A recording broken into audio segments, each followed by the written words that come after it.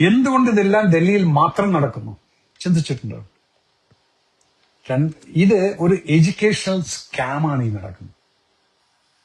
ഇന്ന് നമ്മുടെ രാജ്യത്ത് ഉള്ള എത്ര കുട്ടികൾ ഫോറിൻ കൺട്രീസിൽ പഠിക്കുന്നുണ്ട്?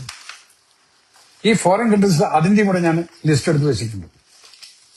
ഈ ഫോറിൻ കൺട്രീസിൽ പഠിക്കുന്ന കുട്ടികൾ എന്ന് പറയുന്നത് അത് ഹാർവേർഡിലും SOAS ലണ്ടനിലും കൊളംബിയയിലും ഷിക്കാഗോയിലും എല്ലാം പഠിക്കുന്ന കുട്ടികളില് ഇവരുടെ എല്ലാം ആ രാജ്യത്ത് കിട്ടുന്ന വരുമാനം എന്ന് പറയുന്നത് all together UK, US, Australia ഈ 3 രാജ്യങ്ങൾക്ക് കിട്ടുന്നത് ഏർണിംഗ് റഫ്ലി $3.7 ബില്യൺ ആണ് ഇന്ത്യയിൽ നിന്ന് പോകുന്നു. അപ്പൊ ഈ പുതിയ പോളിസി ഇപ്പം പാസ്സാവാൻ പോകുന്ന പോളിസി ഇന്ത്യയിൽ നടപ്പാക്കി കഴിഞ്ഞാൽ ഇന്ത്യയുടെ education standard will be at par with these kind of universities. ഹാർവേർഡും ഗുവഡിലൊന്നും പോകേണ്ട ആവശ്യം വരുന്നില്ല. അപ്പൊ ആർക്കാണ് ഇതിന്റെ നഷ്ടം വരുന്നത്? അവിടെ നഷ്ടം വരുന്നത് ഈ രാജ്യങ്ങൾക്കാണ്. അപ്പൊ അതിനെ വരാതിരിക്കാൻ വേണ്ടി സോറോസ് ത്രൂ ഈ ഫണ്ടിങ് കൊടുത്തുകൊണ്ട് ഇവിടെ ഒരു പ്രക്ഷേപം നടത്തി ആ ഒരു റെവല്യൂഷൻ, एजुकेशनल पॉलिसी रेवोल्यूशन ഇന്ത്യയിൽ വരാതിരിക്കാൻ വേണ്ടിയിട്ട് इस जैसा जो रेवोल्यूशन को इंडिया में अगर लाया तो हिंदुस्तान की जो पैसा बाहर नहीं जाएगा. ये पॉलिसी गवर्नमेंट की पॉलिसी है. कौन सी गवर्नमेंट की पॉलिसी है?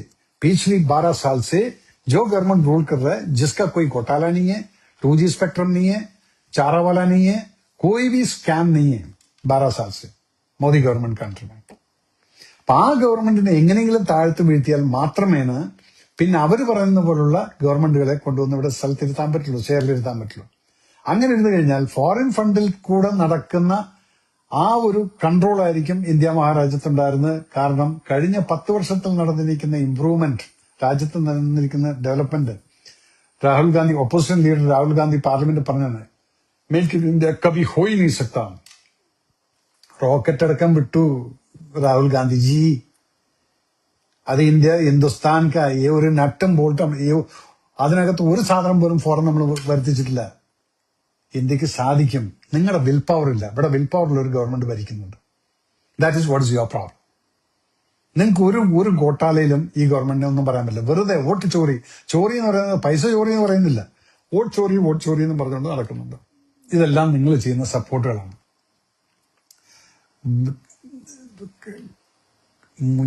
പലർക്കും പല പ്രശ്നങ്ങളും ഒക്കെ ഉണ്ട് ഇതിനകത്ത്. അപ്പം ഈ പ്രശ്നങ്ങളെല്ലാം കാണുന്ന സമയത്ത് നമുക്ക് എന്താണ് അറിയുന്നത്? ഇപ്പൊ ഇതിനകത്ത് ചില പേരുകൾ വരുന്നുണ്ട്. ഇവന്മാരുടെ എല്ലാം ആ ഫ്രസ്ട്രേഷൻ ഇതിനകത്ത് കാണുന്നുണ്ട്. ബിക്കോസ് സത്യം പറയുമ്പോൾ നിങ്ങൾക്കത് പറ്റില്ല. അത് നീറ്റിന്റെ കാര്യം പറയുമ്പോൾ നീറ്റിന്റെ കാര്യം പറ, അല്ലാതെ അവിടെ മുദ്രാവാക്യം വിളിക്കുന്ന എന്താണ് ഇതിനകത്ത് എഴുതിയിരിക്കുന്ന ചിലവന്മാരോടാണ് ഈ പറയുന്നത്.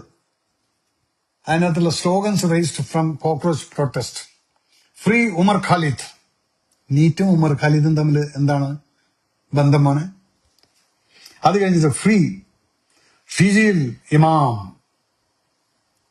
റെസ്റ്റോർ 370 ആർട്ടിക്കിൾ, 370 ആർട്ടിക്കിൾ ഹടാവ, ബാൻ ഗ്രേറ്റ് നിക്കോബാർ പ്രോജക്ട്. ആരുടെ ഇൻട്രസ്റ്റ് ആണ്? ചൈനയുടെ ഇൻട്രസ്റ്റ്. നിക്കോബാറും ഇവിടുത്തെ ഇന്ത്യയിലും ചോദിച്ചു കഴിഞ്ഞാൽ ആർക്കാണ് ഒരു പിടിയില്ല. എന്താണ് ഈ നിക്കോബാർ പ്രൊജക്ടും എന്നുള്ളത് ഇവിടുത്തെ ഈ അവിടെ പ്രക്ഷോഭം നടത്തുന്ന ഒരാൾക്കും ഒരു പിടിയില്ല. പക്ഷെ മുദ്രാവാക്യം വിളിക്കുന്നുണ്ട്. എന്താണ്? Ban great Nicobar project. ചൈനയുടെ ആവശ്യമാണത്. Ban no development in Ladakh. ലഡാക്കിനകത്ത് ഒരു ഡെവലപ്മെന്റും ഉണ്ടാവാൻ പാടില്ല എന്ന് പറഞ്ഞുകൊണ്ട് മുദ്രാവാക്യം വിളിക്കുന്നുണ്ട്. ആർക്കാണ് ഇൻട്രസ്റ്റ്? ചൈനയ്ക്ക്. നോ അമെൻമെന്റ് ഓഫ് FCRA ഫണ്ടിന്റെ മുകളിലുള്ള അമെൻമെന്റ് ഒന്നും നടത്താൻ പാടില്ല. പഴയ സിസ്റ്റം തന്നെ വരണം. എന്നാൽ എനിക്ക് ഇഷ്ടം പോലെ കൊണ്ടുവന്ന കള്ളപ്പണം കൊണ്ടുവന്ന് ഇവിടെ ഇറക്കാം. ഇതിന്റെയൊക്കെ മുദ്രാവാക്യവും നീറ്റ് എക്സാമിനേഷനുമായിട്ട് എന്താണ് ബന്ധം? ഇതെങ്കിലും ജനങ്ങളെ മനസ്സിലാക്കുക. ഇവിടെ കിടന്നിട്ട് എന്റെ എഗൻസ്റ്റ് മോങ്ങുന്നവന്മാരോട് ഞാൻ പറയുന്നത്, ആ മോങ്ങുന്ന നിങ്ങൾ മോങ്ങിക്കൊണ്ടിരുന്നോ? എന്നാലും മക്കളെ, നിങ്ങൾ വിചാരിക്കുന്ന പോലെ നല്ല ഇവിടെ ഈ രാജ്യം പോകുന്നത്. ഇത് ഇന്നസെന്റ് ആയിട്ടുള്ള കുട്ടികളെ അടിച്ചു എന്നുള്ളതിന്, അല്ലെങ്കിൽ കുട്ടികളെ അടിച്ചു എന്നുള്ളതിന് യെസ് നമുക്ക് എല്ലാവർക്കും സങ്കടം ഉണ്ടായിരിക്കും. കുട്ടികളെ അടിച്ചു, പക്ഷെ കുട്ടികളായിട്ട് ബിഹേവ് ചെയ്യണം. അവിടെ വെറുതെ ഇരുന്ന ഒരു കുട്ടികളെ ആരും പോയിട്ട് പോലീസ് അടിച്ചിട്ടില്ല. അടിച്ചിട്ടുണ്ടെങ്കിൽ അവർ തിരിച്ച് കല്ലെടുത്തെറിയലും ഇതെല്ലാം നടക്കുന്ന സമയത്ത് അങ്ങോട്ടും ഇങ്ങോട്ടും നടക്കുന്നതാണ്. എന്തിനാണ് നിങ്ങൾ അവിടെ പോയിരിക്കുന്നത്? നിങ്ങൾ സമാധാനപരമായിട്ട് മുദ്രാവാക്യം വിളിക്കുകയാണെങ്കിൽ ഓക്കെ, അറസ്റ്റ് പ്രധാൻ എന്നുള്ളതാണെങ്കിൽ ഫൈൻ, അറസ്റ്റ് പ്രധാൻ മാക്സിമം വന്നിട്ട് മോദിക്കോ ഹട്ടാവും, പ്രൈം മിനിസ്റ്ററിനെ ഹട്ടാവും. പക്ഷെ ഇവിടെ ഈ മുദ്രാവാക്യം എന്തിനാണെന്നുള്ളതാണ്. Free Umar Khalid, most dreaded terrorist who is in the jail. അത് റെസ്റ്റോർ 370 ആർട്ടിക്കിൾ. ആർക്കാണ് ഈ 370 ആർട്ടിക്കിൾ കൊണ്ട് നിങ്ങൾക്ക് വല്ല പ്രശ്നമുണ്ടോ? കാശ്മീരീസ് ഇല്ല അവിടെ. നിങ്ങൾ എന്തിനാത്? അപ്പൊ അങ്ങനെ 370 ആർട്ടിക്കിൾ ഹടായിച്ചാൽ മാത്രമേ പിന്നെ എനിക്ക് പൈസ കേൾക്കാൻ പറ്റുള്ളൂ, സെൻട്രൽ ഫണ്ട്. അതുപോലെ കാശ്മീരിനെ ബാക്കിലോട്ട് തള്ളാൻ പറ്റുള്ളൂ. ഇതൊക്കെയാണ് ഇവിടുത്തെ ഇപ്പോഴത്തെ പ്രശ്നങ്ങളുള്ളത്. അപ്പം ഇനിയെങ്കിലും ഇതെല്ലാം കണ്ടിട്ട് നിങ്ങൾ ഈ നീറ്റിന് എഗൻസ്റ്റ് സംസാരിക്കുന്നു. മോദി കമ്മീഷൻ 3 ഇൻഡിജിനിയസ്ലി ബിൽറ്റ്, ഇവിടെ എന്തൊക്കെയാണ് നടന്നിരിക്കുന്നത് എന്നുള്ളത് ചോദിച്ചു കഴിഞ്ഞാൽ ഈ കഴിഞ്ഞ 10 വർഷത്തിനകത്തുണ്ടായിരിക്കുന്ന ഡെവലപ്മെന്റുകൾ വായിച്ചു കഴിഞ്ഞാൽ കുറേ ഉണ്ട്. അത് നിങ്ങൾ കേൾക്കാൻ ഇഷ്ടപ്പെടില്ല. സോ അതുകൊണ്ട് ഇത്രയാണ് ഞാൻ ഇതിനെ ഈ വാങ്ചുക്കിനെയും ഇങ്ങനെയെല്ലാം പട്ടിണി കിടത്തിക്കൊണ്ട് അമേരിക്ക എന്ന് പറഞ്ഞ പയ്യൻ അവിടെ ബിരിയാണിയും പുട്ടും അടിച്ചുകൊണ്ട് നടക്കുന്നുണ്ട്. അതുപോലെ അവിടെ രാത്രികാലങ്ങളിൽ നടക്കുന്ന അട്രോസിറ്റീസ് എന്താണെന്നുള്ളതും എല്ലാം നമ്മൾ കണ്ടുകൊണ്ടിരിക്കുകയാണ്.